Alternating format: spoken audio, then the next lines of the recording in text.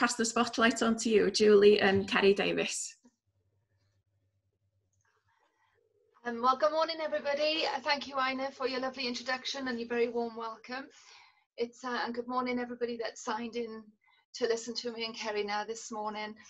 It's a wet day, so it's lovely to be inside the house doing something like this, as opposed to being out on the end of a pressure washer or something like that, which we've been sort of quite busy on the farm doing lately. Sitting by my side, obviously, is Keri, my husband. So we'll start on the first slide. How do we do that? No. Good morning, everybody. Thank you for taking the time to listen to Julie and I. Just from the heart, really, I just want to say how important today's venture of women, emphasizing the importance of women in agriculture is. I know personally this business would not function at all without the constant work that Julie puts into bringing everything to reality, really. Major part of our business, and it wouldn't function. I have crazy ideas, but Julie implements them to success every time. So that's just quite an important thing about today, really, is to emphasize the importance of women in agriculture, and it's really good that today's happening. This is Crai Valley. This is where we live. It's a picturesque place. It's quite bleak on times too. It's fitting that we look at this reservoir. It indicates that we have a high rainfall, 90 inches of rainfall a year. And I think this will become a very nice resource in the future, looking at global warming. And the Brecon Beacons is supplying 50% of Wales's population is drinking water, and therefore it's becoming quite an important asset. And we as farmers are hopefully going to find a sort of diversification within that resource just there. Oh, well, this is the family. On the end, you've got Heidi May. She's our oldest daughter. She's 26 now. She went to Reading University and qualified with a law degree, which was we're very proud of. She's not used her law degree, but she has gone in to work for a data company, supplying information to insurance companies and things like that. So hugely successful. Over the pandemic, she came home in March because obviously with what's going on in London, it wasn't safe to be there, and is still here. So she's her and her partner are currently living with us as well now, and looking like it's going to be a long-term thing for them. Next we have Ruben. He's 20-year-old. He's gone to sort of Gloucester. We took him to Hartpury at the age of 16 to the college there, and I don't think we've seen him since, hardly. He absolutely loves the Gloucester area. He's got a good sort of family network around him down there. He's made some really strong friends. He's currently working on a dairy farm and just loving life. Moved into a house with 2 boys, and everything is on go for Ruben. So we don't see too much of him. I'm hoping that he will come home and farm. He'll be the fourth generation if he does. So that he says he will, but we just don't know when. Next then we have Naomi. She went to Reading University as well and came out with a land and property management degree. It didn't go so well then in her training side of it, but currently she's back home living with us and working for the Brecon Beacons National Parks and loving life also. And then there's myself and Keri and the dog Megan. So that's the family, all doing really well and happy. It's a 280 acre organic farm that we farm here in Crai. It used to be a dairy farm. It used to be quite intensely dairy managed. We took a decision back some 10 years ago that we were heavily involved with environmental schemes. We were the first in Wales to launch Tirgofol. And obviously we've been in Glacier Entry, Glacier Advanced, and currently Glacier Organic.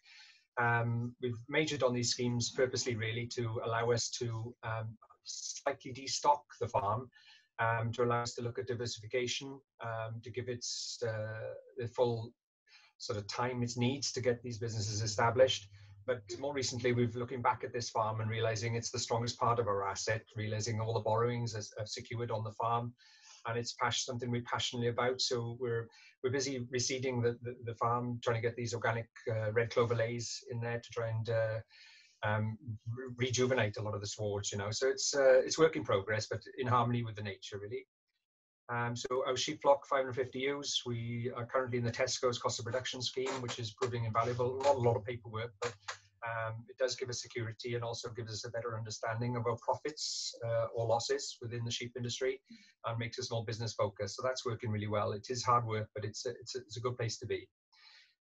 Beef cows, 28 cows, not many, but we try and get an organic store calf out in June at sort of 14 months old, and they're going at about £1,000, something like that, you know. So it's okay. It's not our flagship, but we have recently bought some stabilizer heifers in calf, and hopefully we're going to focus on the herd.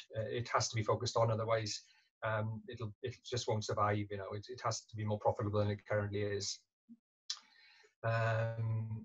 Yeah, we've got too much machinery, really. It's something that's a bit of a bad habit of mine, really. I think having done our own harvest over the years for the dairy herd, it's something we've continued with. So we do have an awful lot of machinery, but we do use it for contracting as well. So we've got quite a large contract in, well, used to have quite a large contract in Arm. It's sort of has dropped down since we started tourism.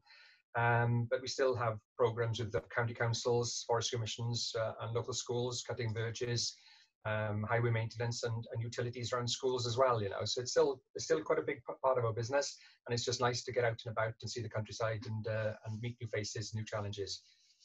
Oh, yeah, this is me now again. We started a sort of gourmet mushroom enterprise. There was lots of funding and lots of grants out there at the time to diversify off the farm. So rather than me going out to work, it was a way of keeping me at home with the children, obviously, and being here for when they went to school and different things.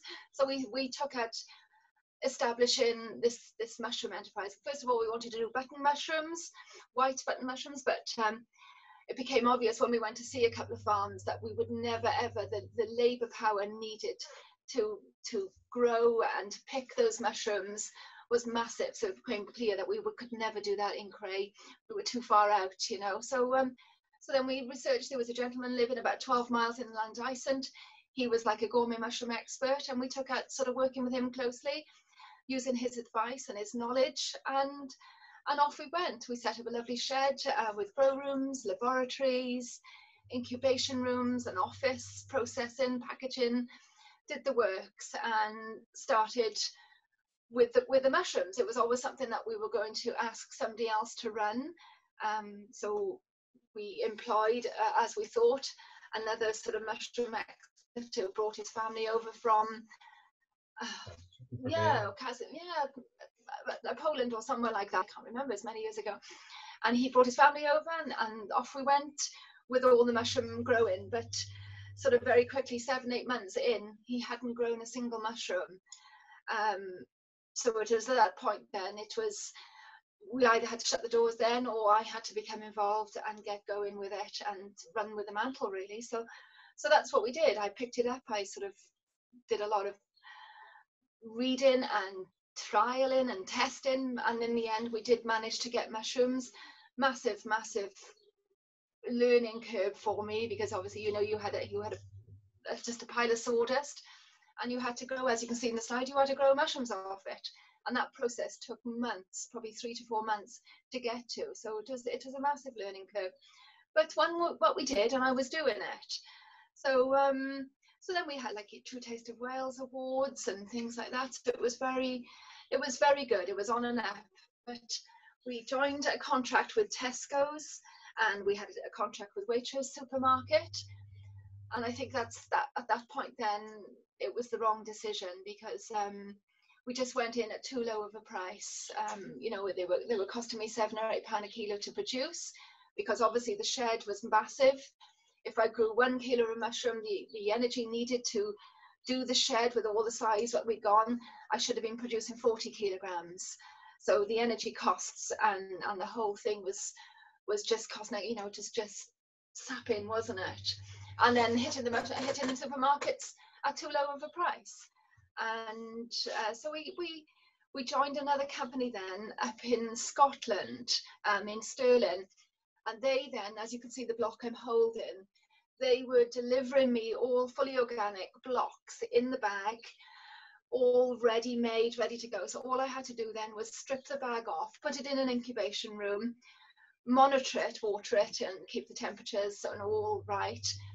Get to the due date, strip the bag off, put it into a grow room, and then over 4 or 5 days then I'd have blocks. So we would harvest the blocks off then, pack them ready for the supermarkets and send them off to the Really Welsh company. I was with the Really Welsh company through Waitrose and also to Tesco's. But sadly that company, we had probably about 6 or 7 months of really good, and then their partnership all disbanded and we were left on our own again. So we had quickly had choices then to make of whether we went bigger, because we had the chance of going into Tesco's for the whole 40 stores in Wales and the whole of Waitrose as well. But again, it was the price orientated. We would have had to invest it again into the shed to have changed the laboratory systems to deal with our quantities. So it became obvious really that we had to close the doors on it. The farm, bless the farm, it was paying my bills for me, and you know, and that's not a diversification project. You know, it had to stand alone, and sadly it wasn't. So so sadly we shut the doors on that in about 2009, 2010, which was not very good, because we had loads of publicity, and as you can see, I won the Woman Farmer of the Year. It wasn't just for the mushrooms, it was for many other things, my sort of role within the farm as well. And so that was a huge thing for me to have won that. And also I won the early learning with the Lantern Awards, and from those awards then I became like a little identity, and I was asked to join in the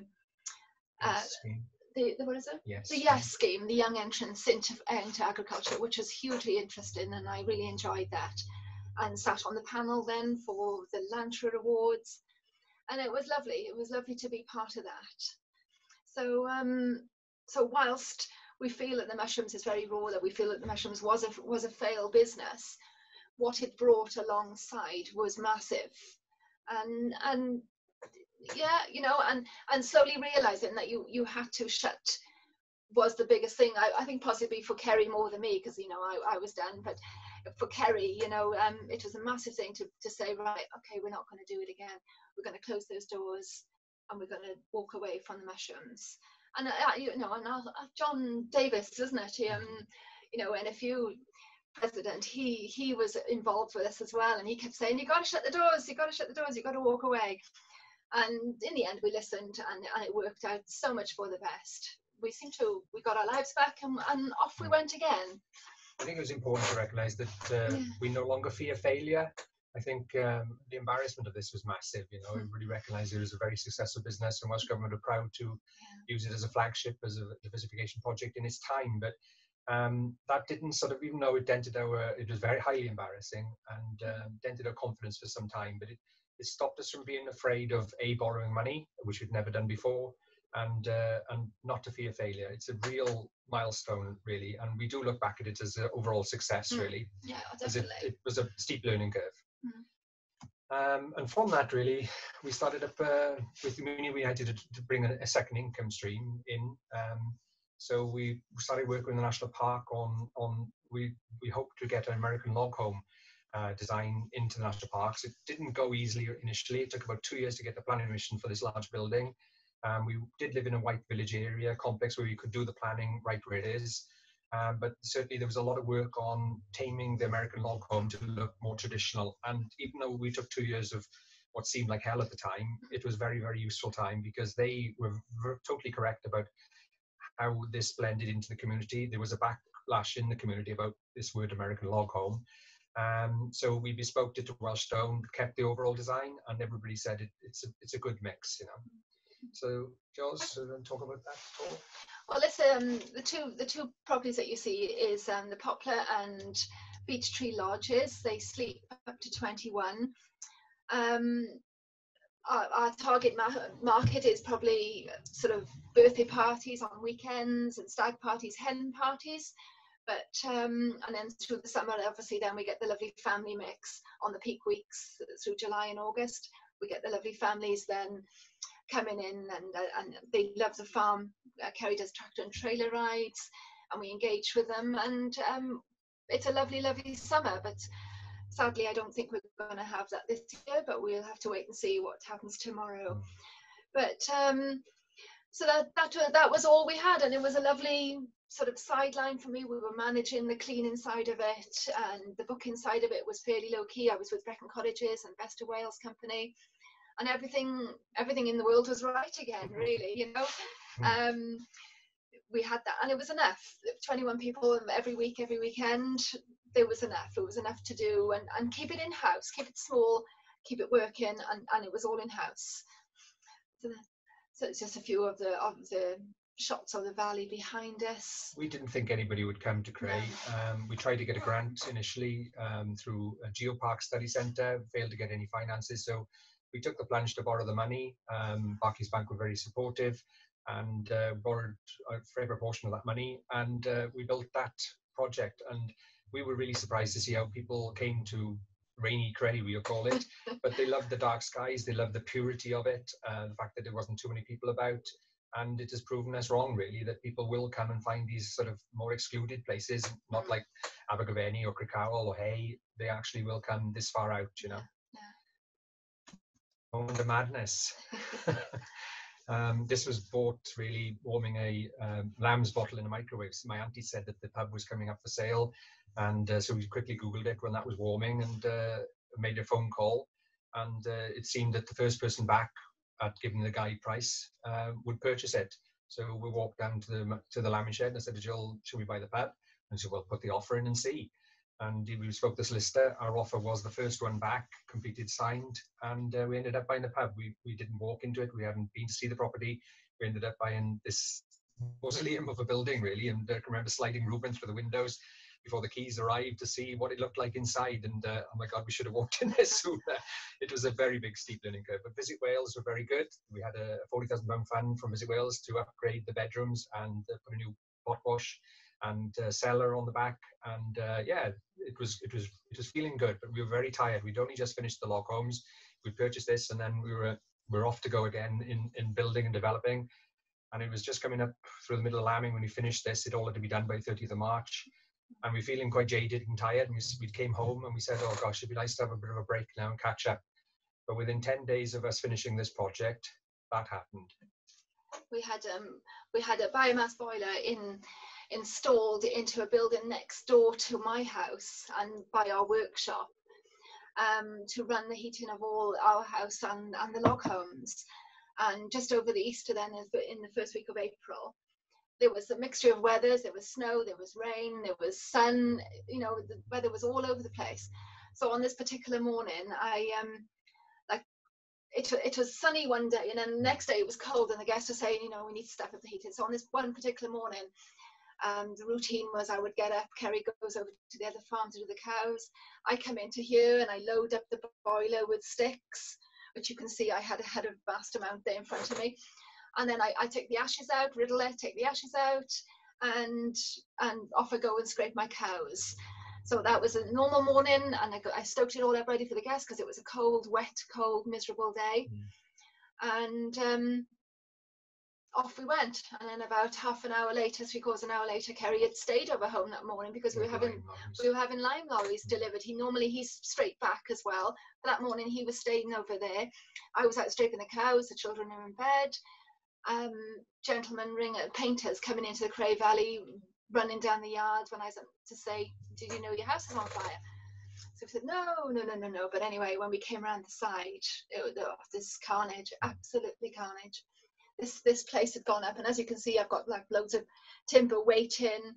The ashes had kindled in the bucket, and off it went, off, you know, the whole place. And I think because it was so dry, that was the workshop that was next door that had our quads and chainsaws and everything that we've accumulated over the last 25 years of farming. This is my house. This is where we live. That like the boiler shed was on the end of my house, the other end, and quickly I was in my room throwing things into the furthest bedroom, into Heidi May's bedroom, to save it, saying there's just no way the fire's going to reach over there, we'll sort it out. but within half an hour, it had gone totally through the roof space and was just dripping down in everybody's bedrooms. And we lost everything. I think the kitchen floor and was about the only thing that we managed to save in my house. Everything went, and you can see the photos of the carnage. And it was quite sad for the village, because everybody that went out for 9 months had to look at this terrible, terrible mess, because we're in the centre of the village. Every road meets to our farm, and very sad for the neighbours to go out every day and see this. There is an important message. I don't know if we've got time to give the full story, but there is an important message to be passed on there about insurance. We were with NFU for 25 years. They did the 100th year celebration, and after that the price went up by £2,000 after the discount came off. So we went to Marketplace and joined Towergate at the time. The broker was £2,000 cheaper than NFU at the time. And he came out and he said, "Oh, your farmhouse is undervalued, it would seem." So we wrote the value of the farmhouse £50,000. And 3 months later, this happened. We could not believe that you could lose 4 properties in one afternoon, 4 fire engines. We drank all the water that even Brecon Town didn't have water. It was a massive, massive fire. They were threatening bringing this overhead jet, but they didn't think they'd have enough water to keep it going. It got into the slate space. There was felt on this underneath this, and it just kept on dropping little plastic bombs and lighting everything off. It was a hell of a mess. We had to strip the slates as it was going into the 4th house. We had to strip the slates off to make a physical break. Otherwise, we lost the 4th one as well. So it was a mess. And the underinsurance, the valuers came out on the day and they said, "Your house is underinsured." And I said, "Well, no, impossible. 3 months ago, your broker came out on the yard." And he said, "Yeah, but he's not qualified to give that valuation, and therefore it doesn't count." That seems totally wrong to me. The industry could provide that service. And that continued as a 2-year battle. We were averaged. They took £250,000 worth of value of everything, including the place we had to live. We lived in our own holiday homes for 2 months, but couldn't afford to live there because of this averaging. It was a massive struggle, but we did have very, very good builders. George and Bryce from Llangaro, 2 years to rebuild it all. Never missed a day. I can't praise them enough. So we were able to rebuild it. It was, even though there was lots of tears on the day, it's very important to realise that through this adversity, there was a black blueprint of another venture. We didn't consider to expand the tourism at that point, but having this barn looking like this, we knew we had to do something. So we said, "You know what, we'll pull all these walls down," because they were deemed unsafe after the fire. And we rebuilt with National Park. Were very sympathetic to us. We had planning in a very short time, and we rebuilt this oak barn into tourism. No bat survey. Well, there was no roof, so that couldn't happen. Yeah. So even though we were under average and it was a difficult time to raise the finances, once again the banks stood up and helped us through this period, and we rebuilt it better than it ever was before. And this became the oak barn, which is our flagship, really. Yeah. So we decorated with Keri. Always, he's got a very good eye for the interior. So what you're looking at is all Keri now. I don't do that, but it's a lovely. There's an old mix, old and new. All the table and chair. Well, not the chairs. The table that you can see is all handmade by Dragon Furniture, Gwilym Morgan. He's in the Royal Welsh every year. Lovely carpenter he is. All the beds were handmade. And each headboard has a story from him of where he had that wood from and how old it was and which tree it was. Very, very nice building. And you can see the quality of workmanship from our George and Price builders that we had at the time. Stunning, absolutely stunning they were. So this took us to a 35-bed accommodation at the time, didn't it? And it just seemed that we were there. You know, it was enough. We were heavily in debt at the time. But then my neighbour next door, he came to us. He wasn't very well, bless him. There was lots of problems with his health and marital really as well. And he said, "Well, I want to sell the place. We can't sell it. There's a few planning issues kicking around." So we worked on his personal health initially because we were concerned about him. We did manage to get them back as a family, and it seemed that we were going to buy. We made an offer really. We walked around it with the bank manager, and once again hugely supportive. And we were going to buy these barns and half the farm. It's 33-acre farm, a mile and a half away from us. and our neighbours were going to buy this flat, but they couldn't sell the house in Bilth quick enough because this became a bit of a hotspot for other people slightly being interested. So they decided for us to go ahead, and the Barclays Bank said, well, we'll give you 100% of the funding, which they did, based on the fact that our farm business was providing cash, and our track record was good at tourism at that point, and they had the confidence in us, thank you. And yeah, we ended up buying this. It was a bit of a risk, really, and I think this is the power of women, really, because we were going through the doors of the solicitor's office to sign the documents, and we had to ask the question, is this the right thing for us as a family? And I think to say, Jules, how did you feel about that?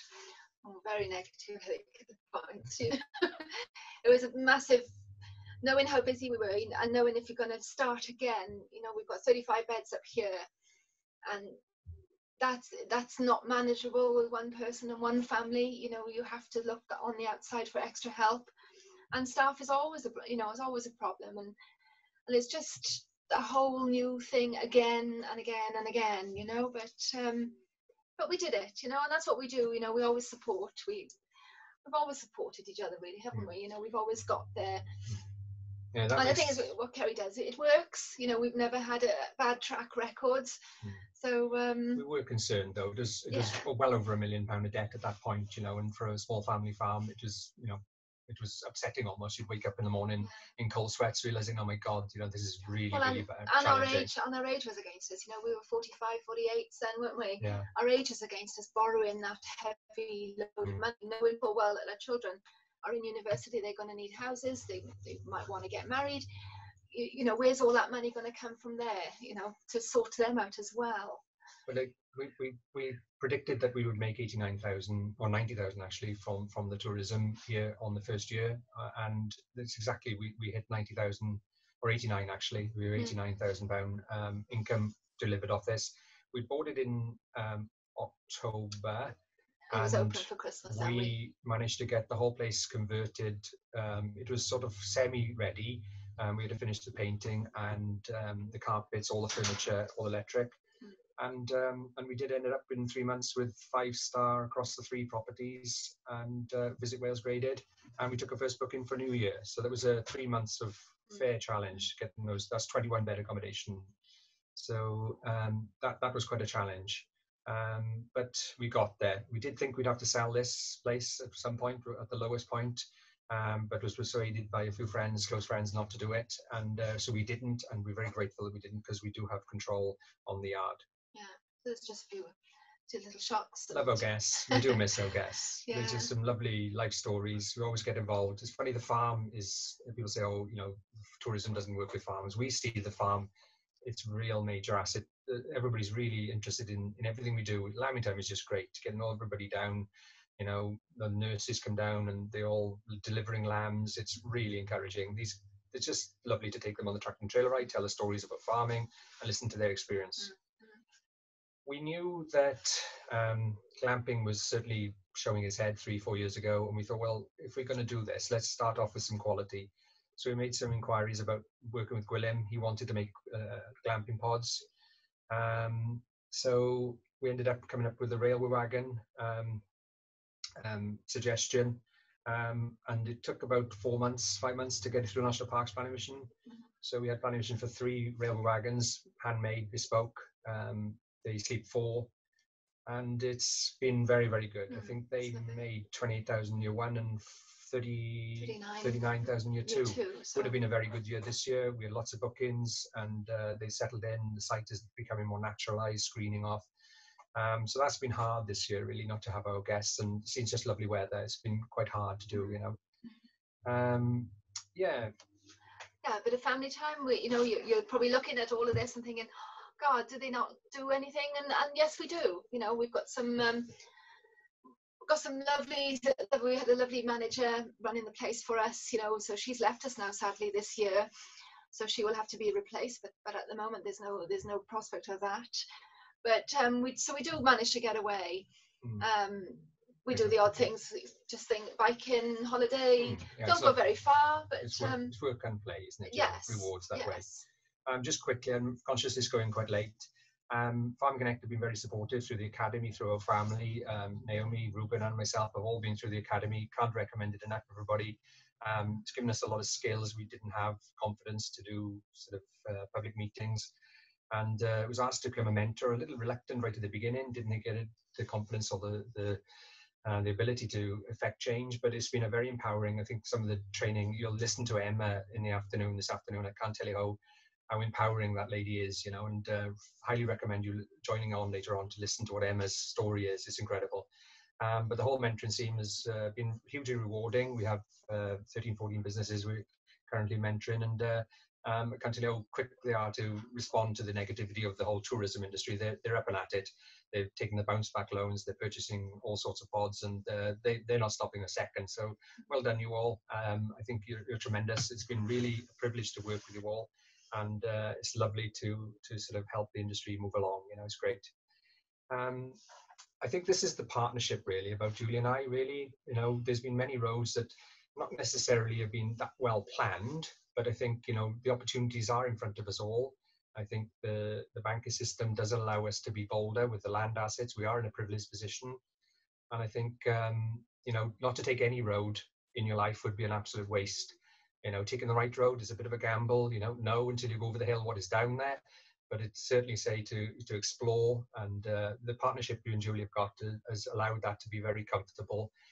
There are moments where it gets stressy, but I think generally it's a good partnership. Julie's really, really busy with the emails. You know, when we were flying then before the virus lockdown, you know, 30 emails on both limited companies.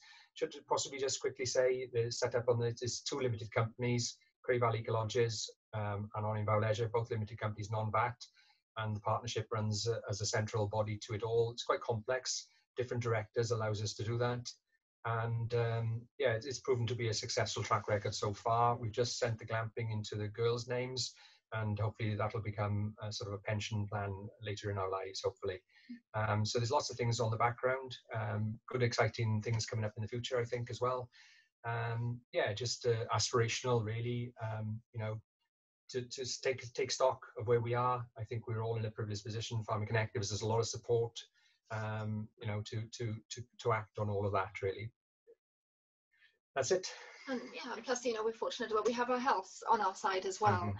You know, and that's the most important as well. We're well, we're happy, and the children are home. So it allows you to be a little bit braver because of those reasons. So there we are. Well, yes, well, that's the end of our presentation.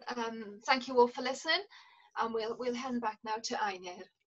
Okay, thank you very much, Julie and Keri. Wow, I'm quite blown away.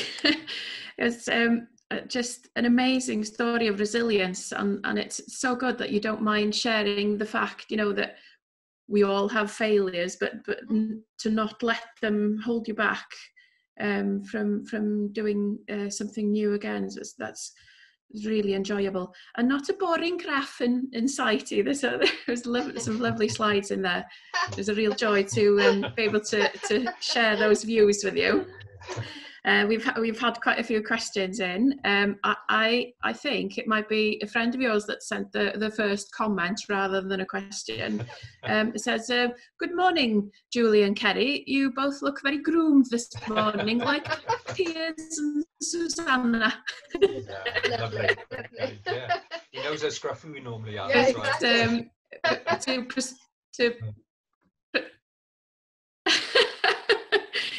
To proceed with how I'll direct this question to you, Julie. How important do you think it is to have a business contingency plan in place? Yeah, I would say it's very important, because, you know, we whatever we do, everybody has to have a business plan. And for me, I just think, oh, really nobody follows a business plan.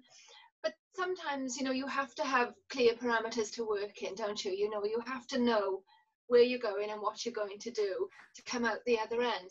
So in terms of like yes, you do have to have it, and it is important. I think probably I rely on Keri to be the contingency in our house. I will just follow behind, and that'll be fine. But Your thoughts, Keri, on? It's risk reward, isn't Yeah. it? You know, I think we've been very fortunate. We're quite canny, I suspect. Everything we do, we sort of buy or build at half price, really, if we can. It takes hard work to do that. Doesn't come overnight. But certainly, we've got an eye for value, but we don't scrimp then on quality. I think that's the major thing about the fact that all our accommodation, 72 beds, is built on what we think is quality. You know, very expensive mattresses.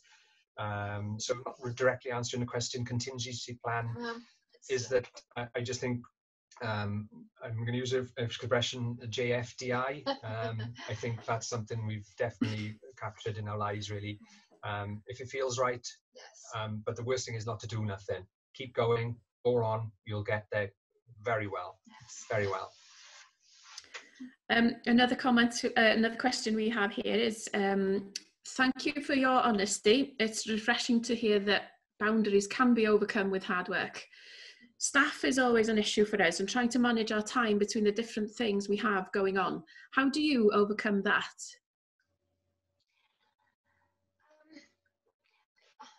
Speaking honestly, for me, the staffing, I understand exactly who's made that. You know, I understand where they're coming from. Staffing is a huge problem for us. I just feel I'm a terrible boss. That's my biggest trouble, and because of that, I have to work hard from not being a boss, because rather than me saying to somebody, can you just go and do that, I'll go and do it myself, because I just don't like. I become friends with everybody, and it's a lovely working relationship, don't get me wrong, but it does stop me being a boss then, and then so managing my time goes out the window, because what I had planned for that day, because I've got 2 ladies coming in today to do the jobs, and I can do something else, or I can go on NAMS or dose or whatever, that very quickly goes out the window, because I don't step up and manage the situation. I want to be there, and I want to be helping, because I just feel you have to be there to get the best working relationship with my staff. I feel I need to be with them, and if I'm not, then I have to maybe go back and do things again, because it's not quite what I wanted, you know. So I'm time management is probably my worst thing for me. This because I'm not a leader. I'm not a leader, and I think that's my biggest downfall. And I think when you've got something as big as this, you need to be a leader. And I think that's where Heidi May, our oldest daughter, is going to hopefully come into play. If she's got a full-time job in London, which they're allowing her to work from home. And I think if the business was up and running, she would have handed in a notice, and she'd be with us now. And everything would be well with the word. She'd be managing, and she would take on managing the staff, because she was in here this morning at 9 o'clock managing me on what we were going to do today, you know, and it's wonderful to have that skill. But I'm afraid I'm a doer, aren't I? Yeah. But you know, all those Julie's saying that she's not a good boss, but do you know what? The working relationship is very powerful. They're extremely happy. That's part of the strength, even though we do notice that if you don't involve yourself closely with it all, it doesn't go as well. It definitely benefits from having us as close as we possibly can to the whole project. But the feeling, the break times, you know, the meal times together, and it's just as a wonderful family environment. It feels like we're all invested in it. And I think that's what Julie doesn't see, even though she says she's not a good boss. She's getting some rewards from that effort, because the people are extremely happy to be here as well. I think that's quite a nice story, really, as a family. But it does have to make us work hard, though. It does. We all have to work hard because of my downfall of being a born leader. But do you? I think you're downplaying yourself, Julie. I'm sure. But leading on from that as well, there's a question sort of similar about how do you find it difficult to find staff that support your brand values?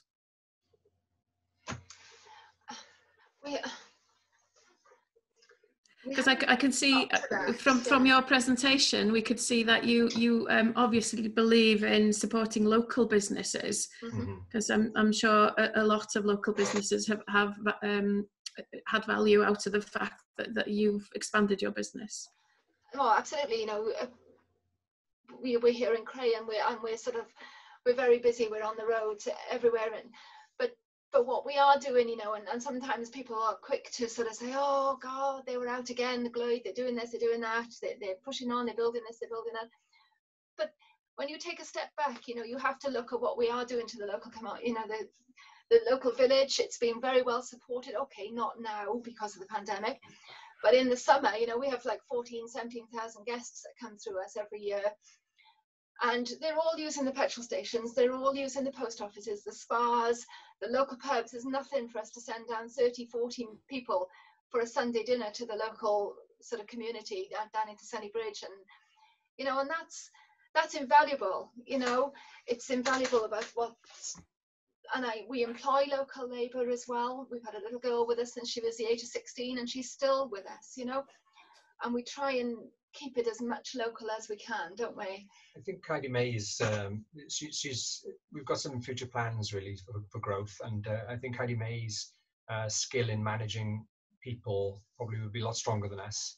And if we can grow another step again, if we could justify Heidi May coming back with us, and she allows us a little bit of a free time really to step back off from that managing staff. I think that would definitely be Heidi May's strength. And it would probably take a different role at that point. You know, there is a risk around that, but I think that's a growth area that I think the business will probably need to take to secure a whole family experience. If Ruben comes home to run the farm, the oldest daughter hopefully can manage various aspects of the tourism business, including the new project, and hopefully then we'll become a nice family unit that's sustainable as well. You know.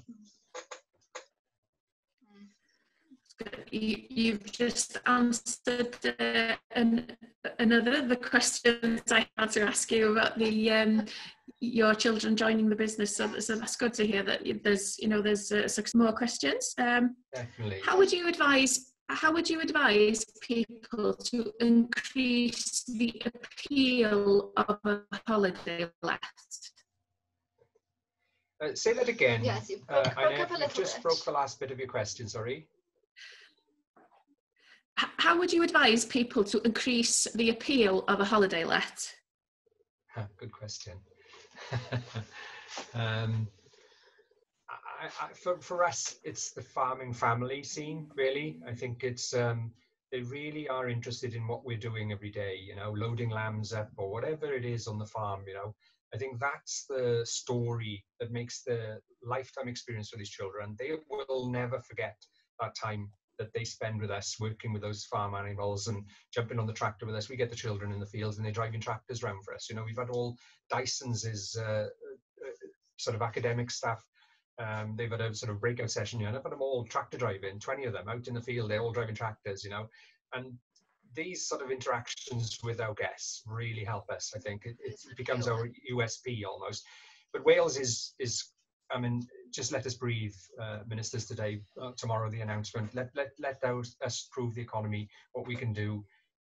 You know, £3 billion worth of money Wales Tourism brings in, employs 10% of the people in Wales are directly involved in tourism. Massive stats, you know, 88,000 people visiting, you know, a day, you know, in Wales. It is a huge economy driver. Wales needs tourism. I know we have to work with the communities. There feels, I think, the whole difference between England and Wales. We're going a little bit political, so apologies for this, but I think it's just a shame, really, that it's allowed this sort of feeling of get out English in Wales. I think that's a shame that it feels like that, you know, because we're going to need that economy to pay for our NHS in the future. So please, we need to work safely with our communities, but there is a real message problem at the moment about risk to our staff and ourselves, isn't it? You know, so that's something I think we need to do. We've got a Zoom meeting with the MP and Liz Truss in the afternoon to discuss this very same thing, really. So looking forward really to giving a positive feedback about Wales and what Wales can offer, and whilst keeping safe and recognising the hard work and sacrifices Wales has made. It's very, very important to get this economy moving as soon as we can, and being out of step with England does put us in a significant disadvantage, really, because people right now are booking all holidays in Ireland and England and not in Wales. that's a shame. And again, there's a similar question that was asked, that's been asked by Sian, if I can find it here. Hi, Julie and Keri, great presentation. When do you think we'll be able to open our pubs? Mine is not quite ready, but getting very close. So you might know the answer to that question after this afternoon, maybe. It's lovely to hear from Sian. Hi, Sian. So pleased you're listening. It's lovely. Paul Gethin was on this morning, and they're only, at the moment, they're only concerned with these non-essential shopping areas. That's all he's talking about at the moment. He's not looking at that tourism. Somebody asked him, are we going to have a 2020 tourism this year? How long's a piece of string? You know, it can only be if it's right. And yet he kept on talking about, you know, we might lift up non-essential shopping for people, but only if they've got everything in place. So in answer to your pub question, it's you know, it's a bit let's wait till tomorrow. We'll know more tomorrow, definitely, but I'm not looking hopeful. I don't think we'll go this year. Personally. I think the 2-meter rule and the 5-mile distance thing, they're things that are hot topics at the moment. And I think if you can slightly relax those two, I think people can function quite well with that space. Yes. Sian, I'm sure your pub is looking amazing. We were there right at the beginning of your journey, and can't wait to see the finished article. I think when you've got that drive that you have, Sian, you're never going to worry about it. You'll do really well. And our pub is in trouble also. It's been shut for a long time. And, you know, it's a shame that is a hot spot on the trunk road right underneath the beacons. It needs 4 or 5 months of the summer trade to survive the winter months. That's going to be a real problem for that place. It really is, you know, that they've missed the hot spot of the crash. And our tenants have left as well. For now. We don't know where they're gone. For now. Okay. You mentioned startups there, Keri. We've got a couple of questions asking, what would be your advice for somebody thinking of starting a tourism business? And also a couple of questions, sorry, this is in 2 parts. How would you advise somebody looking into starting a tourism project, and are we not flooding the current market? Well, through the mentoring, we've certainly seen a lot of, especially to glamping. It didn't used to worry me, because I think it's like stars in the skies. How do you know how big the tourism market is here in Wales when there's all those, you know, 60 million people that are looking to come to Wales on holiday? And so I think it will support a good quality tourism offer. I think that's my biggest concern, is that it gets flooded with a low quality, low visitor experience that downgrades the whole tourism experience in Wales. I can't emphasize how important it is to make sure that they feel loved and they sleep well. The place is clean and tidy, well managed, and I think that's the strength. And it does concern me. I think it concerns the planners as well, that this seems to be everybody is looking to solve farming problems through glamping. I think we're cleverer than that. I think we need to be innovative. I think, you know, there's so many other offers. Speaking to Peter Williams in Welsh Government on Loire, the smart technologies that are opening out. I think Wales farmers really undersell themselves of what they understand about their farming businesses and how they can add value to technology. There's an emerging wonderful place there for the skills that farming gives individuals. So tourism in Wales will expand, and I think the Welsh Government will support that. I think the word glamping, it is the only one really that everybody sees that is the entry point for it, and it has its potential for being overfilled. There's no doubt about that. But I think, once again, if you provide quality and a wonderful bespoke experience, you will be fine. Very good. You mentioned in your presentation that you'd had some obstacles, let's say, with dealing with maybe planning within the national park. We've had a question in to ask, how would you advise, how simple is it managing the national parks? Well, it was 2 years of hell, don't get me wrong, initially. They didn't like it, and I didn't like it. But I think the strength of the whole thing at the beginning was, we did it ourselves. We didn't go through an agent. We didn't have a planning advisor. We learned an awful lot about the planning system. And I think speaking from the heart affects minds and souls. I think they're human. And of course, it doesn't get multiplied. If they gave that concession to a planner, they're going to use the same concession from every client. So I think that was a very big steep learning curve, and we're very pleased. And I think the national parks were pleased with the outcome as well. And then instead of having a massive battle, they visited us on the yard before the fire, or just after fire, and they said what they wanted out of the planning application, and we did listen to them, and we drew it into the plans. And 6 weeks we had the planning application. So it's been more positive, I must say. I think it came from a bloodbath initially, but currently, yeah, it's expensive and it feels hard on times. But I think getting the relevant planning permission is really important, because you don't have to look over your shoulder. You feel safe about how you approach your business. I think it's important, really. And it feels just, and it allows the community to vent in a way that is important for them to have an avenue, because that's sitting there underlying, and it's bubbling away. So communication is key with the community, really. I think it's important to embrace them and bring them along if you can. We'll not always win. You'll always have differences of opinion. But I think through what we've seen with the log homes especially, is that one by one of the critics came back and said, you know what, we didn't like that project when you talked about it, but we love it. We absolutely love it. So I think it's important to create the ambience that it looks well and feels well, you know. Something you haven't touched upon on a question we've had in is how important do you view social media in terms of advertising your holiday lets? Yeah, we don't use enough of social media. I'm sorry to say, I'm not very sort of skilled in that department.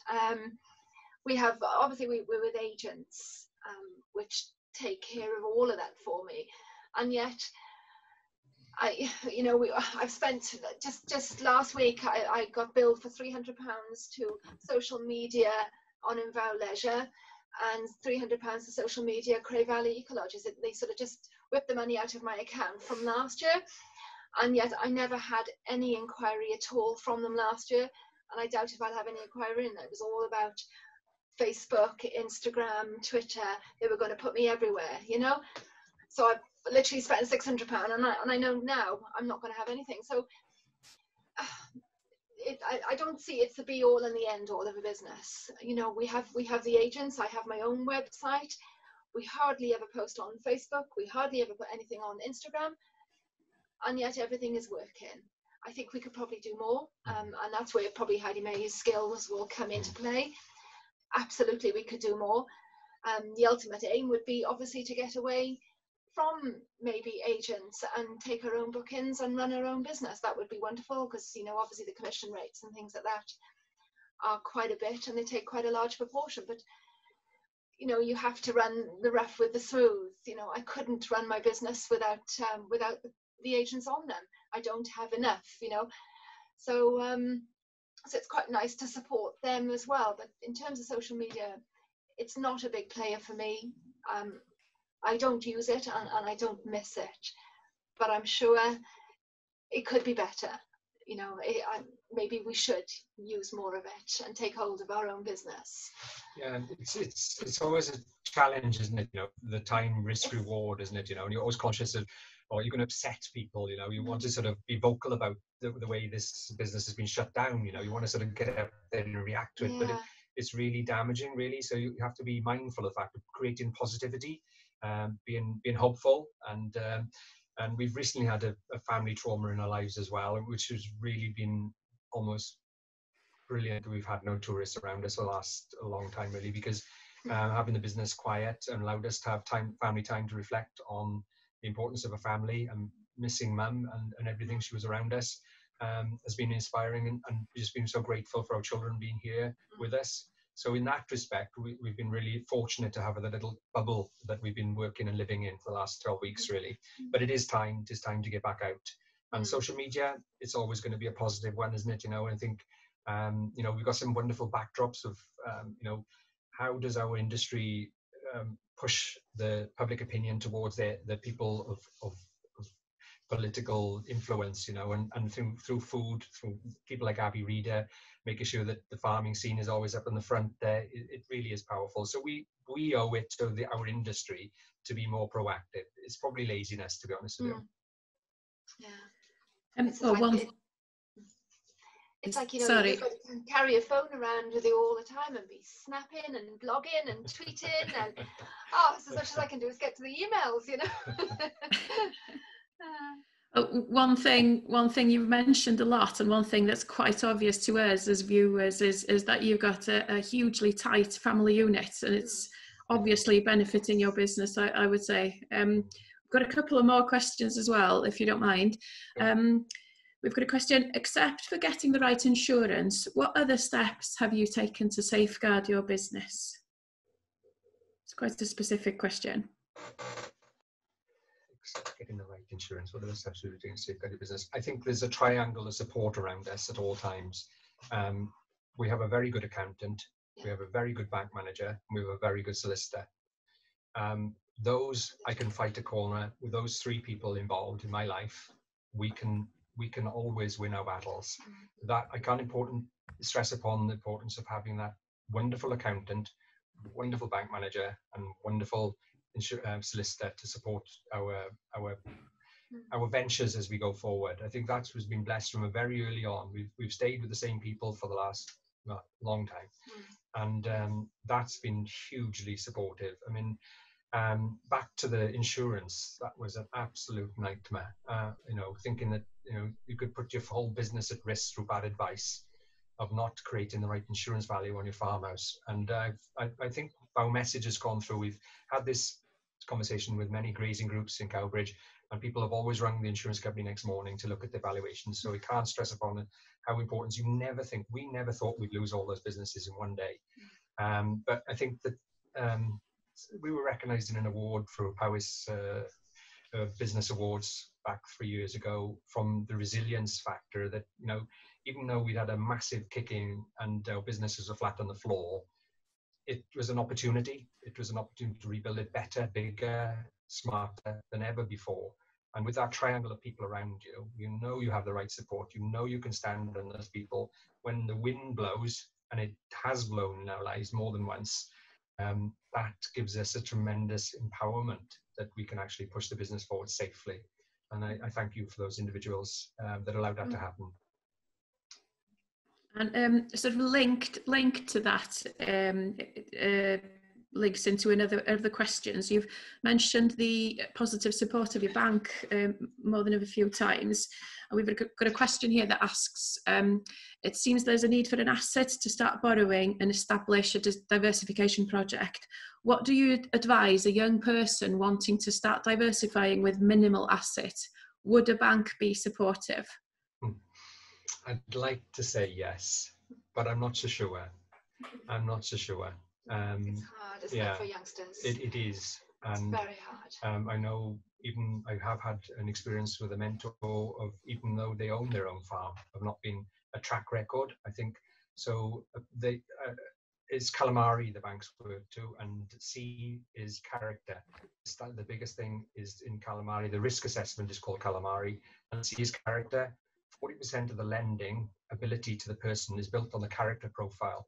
So I think if you were young and you were starting off, you have to show your ability to pay your debt and draw money down and build your confidence with your bank manager, that even if it might be something very, very small, like servicing chainsaws or something, but that ability to work with your bank manager from a very early age, 16, 17, 18, 19, start to develop a partnership with your bank manager that likes the individual's confidence in the business. By the time you're 24, 25, 26, you've already got a platform of support around you. I think that was bad for us. We hadn't borrowed anything at 40. We didn't owe the bank a penny.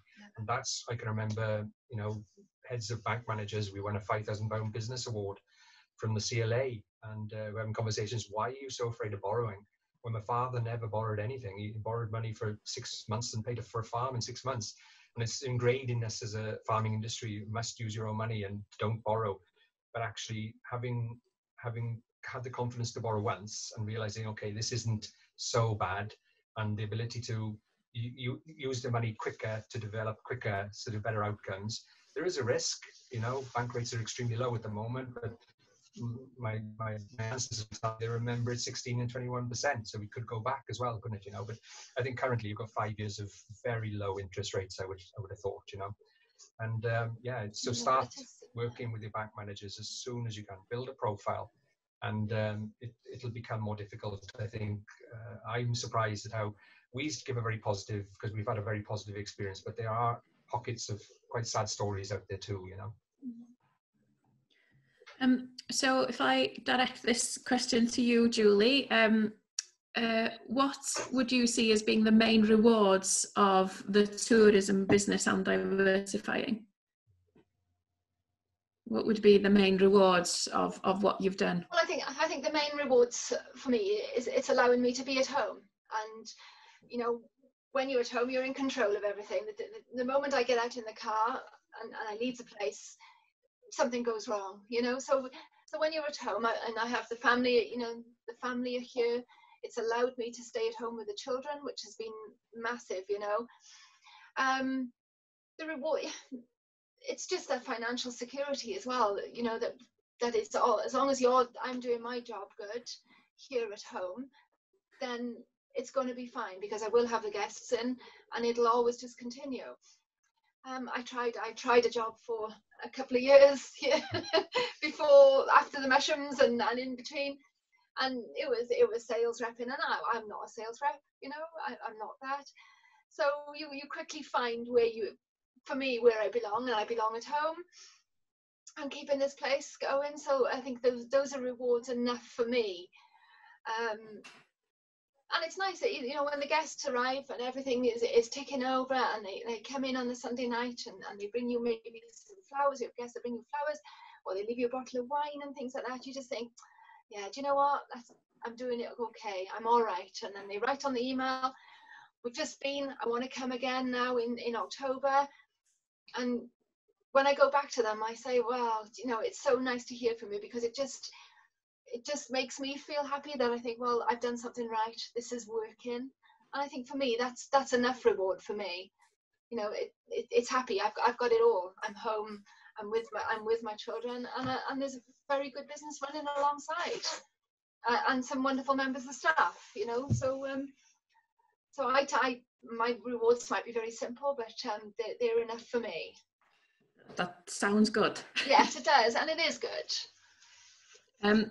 As well, I think we've covered most of the questions, hopefully, and we've had a lot of comments in as well, just saying thank you both, and it's been quite inspiring listening to you, and I'd agree with all of that. It's been I've learned a lot. I'm sure we've all learned a lot. It's been fantastic. Thank you both so very much.